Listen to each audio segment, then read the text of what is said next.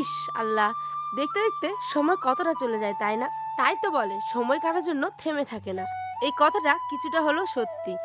আলহামদুলিল্লাহ আমাদের ২৬টা রোজা অতিক্রম করে আজকে ২৭শা রোজা। আর দেখতে দেখতে এই রোজাগুলো কেমন চলে গেল, তাই না? রহমতের মাস, বরকতের মাস। জানি না আগামী বছর পাবো কিনা। আর এই ২৭শা রমজানেই একটা স্পেশাল ঘটনা ঘটেছে।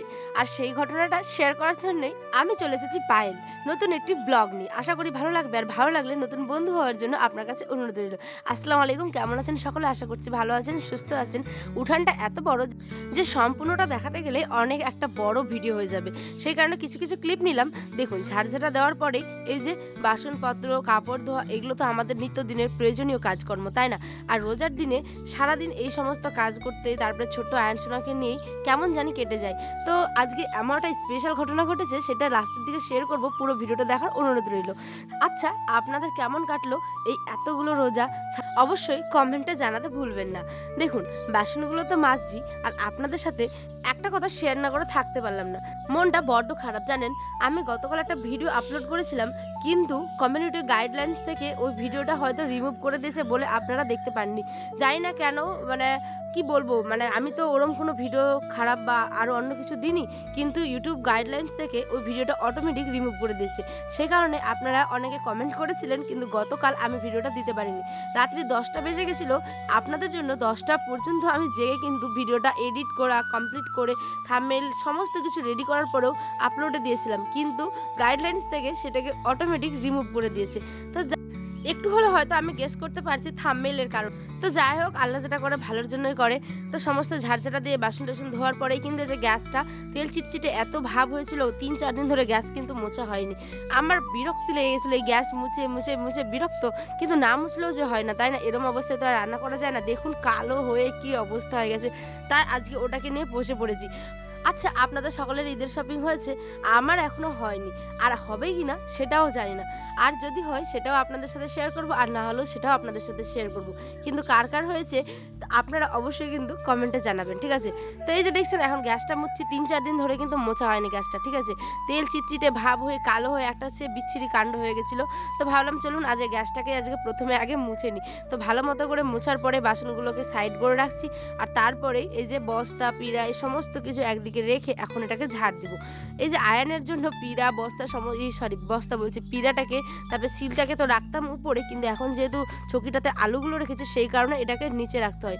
আর বাংলাদেশ থেকে সত্যি কথা বলতে অনেক অনেক অনেক আমার বন্ধুরা, মানে আমার নতুন যারা বন্ধু, আমার পরিবারের সদস্য হচ্ছেন, তাদের সকলকে জানাই অনেক অনেক ধন্যবাদ। আর আমার দেশের সকল মানুষকে তো অবশ্যই অনেক অনেক অনেক ভালোবাসা মন থেকে। তো সকলে ভালোবাসা দিবেন অবশ্যই, যেরমভাবে দিচ্ছেন। আর ব্লগগুলো ভালো লাগলে অবশ্যই কমেন্টে জানাবেন। আর এই যে হয়েছে 2খানা বস্তা, না এদিকে যায় না সেদিকে যায়। আয়নের আব্বাকে বারবার বলি যে খাবে তো তেল নিয়ে আসো, আর না খাবে তো বিক্রি করে দাও। সে কার কথা কে শোনে? সে এখানেই রেখে দিয়েছে, বলছে পরে করব, করতে করতে এই যে জায়গাটা দখল করে নিয়ে আছে। তো চলুন কি আর করার, এখানে নিয়ে এসেছিলাম হচ্ছে গিয়ে মুড়ির একখানা বস্তা, 1 থেকে 1.5 কেজির মতো তো মুড়ি থাকে। আর রোজার মাসে বাপরে বাপ মুড়িটা তো প্রচণ্ড লাগে, তাই না? সত্যি কথা বলতে এই যে আয়নের আব্বা, আয়নের আব্বা তো মুড়ি খায় না, আমি খাই বেশি, ঠিক আছে? তো আমাদের বস্তা লেগেই যায় 3-4টা, মানে এই বিশেষ করে রোজার জন্য আর কি 3-4টা বস্তা লেগেই গেল। তো এই যে স্পেশাল ঘটনা কি বলছিলাম জানেন? আজকে 27শা রোজা, হ্যাঁ। আর আজকে সেই স্পেশাল ঘটনাটি হচ্ছে, আজকে আয়নের আব্বা প্রথম ইফতারি করেছে বাড়িতে, মানে রোজা খুলেছে। সে তো স্কুল থাকে, দোকান থাকে, সে সবসময় বাইরেই খোলে, কিন্তু আজকে আমরা বর বউ, আমার ছেলে সবাই মিলে কিন্তু ইফতারি করলাম, ঠিক আছে? আর আমার শ্বশুর মশাই যেহেতু আমাদের এখানে যে স্ট্যান্ড আছে, মানে পাশে আর কি মার্কেট, সেখানে রোজা ইফতার করে, সেই কারণে বাবা কোনোদিনও বাড়িতে থাকেন না। আর মা কিন্তু ছিল না, মা গেছিল হচ্ছে দিদির বাড়ি, মানে আমার ননদের বাড়ি, যেহেতু ওখানে ইফতারের আয়োজন করা হয়েছে 27শা রমজান উপলক্ষে, সেই কারণে। তো কি আর, এই যে আমরা 3জন মিলে আজকে ইফতারি করব। আর দেখছেন আগে মুড়িগুলোকে চেলে নিচ্ছিলাম, আগের কিছু ছিল বলে এটা ভর্তি হয়ে গেছে, তাই একটা গামলিতে, মানে বড় যে খাড়া মুখের গামলিগুলো থাকে সেইগুলোতে কিছুটা ঢেলে রাখবো। আর আয়নের জন্য দুপুরবেলা আবার করেছি দেশি মুরগির ডিম দিয়েছিলাম 2খানা সেদ্ধ করার জন্য, আর আলু, এটা দিয়ে ওকে ভাত খাইয়ে দিব। তো চলুন কি কি ইফতারে জোগাড় করেছি আজকে সেটাই দেখাচ্ছি। ঘুগনি করেছিলাম এখানটায়, আর এখানে লেবু ছাড়া হচ্ছে শরবত। লেবুর যা এত দাম, কি বলবো, মাথায় হাত। সত্যি কথা বলতে একটা লেবু নাকি 10 টাকা 15 টাকা করে। ভাবা যায় রমজানের জন্য মানুষ কত মানে কি বলবো আর, রমজানের জন্য এত দাম বেশি, আর এগুলোই আবার পরে 2 টাকা 3 টাকা পিস হবে। সেই কারণে আইনের আব্বা নিতে চাইছিল, কিন্তু আমি বারণ করে দিয়েছি যে নেওয়ার দরকার নেই, শুধু চিনি লবণ জল দিয়েই খাবো।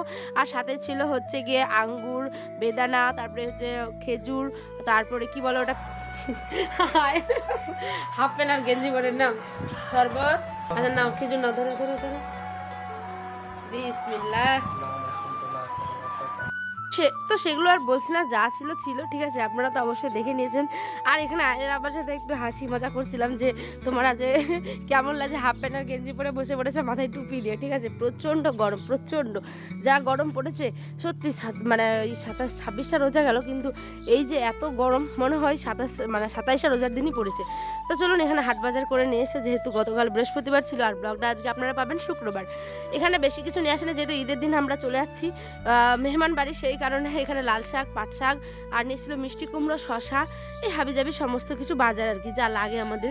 আর এখানে যে শাক বসিয়ে দিয়েছি, আর সাথে করব হচ্ছে গিয়ে এটা পাট শাকের ঝোল, আর আলু সেদ্ধ দিয়েছি, আর সাথে করব হচ্ছে গিয়ে মাছের একটা তরকারি। তো চলুন এই যে এখানে ফোড়ন দিয়ে দিয়েছি রসুন, আর শাকটা তো সিদ্ধ করে দিয়েছি, লবণ, কাঁচা লঙ্কা, জল, এই সমস্ত কিছু যেরকম হয় আর কি করার পরেই এই যে সিদ্ধ করার পর ছকে নিচ্ছি রসুন ফোড়ন দিয়ে। আগামী দিনের ব্লগগুলো অনেক অনেক অনেক ভালো মানে হবে আর কি, আশা করি। তো দেখতে থাকবেন অবশ্যই। আর এই যে মাছগুলো ভেজে নিই সুন্দর করে। আজ এই পর্যন্তই, দেখা হবে অন্য একটি ব্লগে বন্ধুরা। সকলে ভালো থাকবেন, সুস্থ থাকবেন। আর মাছগুলো কিন্তু মানে এগুলো বাটা মাছ না, এগুলো হচ্ছে রুই মাছের বাচ্চা, ঠিক আছে, মানে রুই মাছের যে আর কি ছোট ছোট চারাগুলো পাওয়া যায় সেগুলোই আর কি। তো এখানে একবার দেখিয়ে দিই কী কী রান্না করেছি। ভাত, এখানে হচ্ছে শাক, আলু সেদ্ধ করেছি, আর তার সাথে এই মাছটা। তো সকলে ভালো থাকবেন, সুস্থ থাকবেন, আল্লাহ হাফেজ। আর ব্লগটা কেমন লাগলো অবশ্যই কমেন্টে জানাতে ভুলবেন না।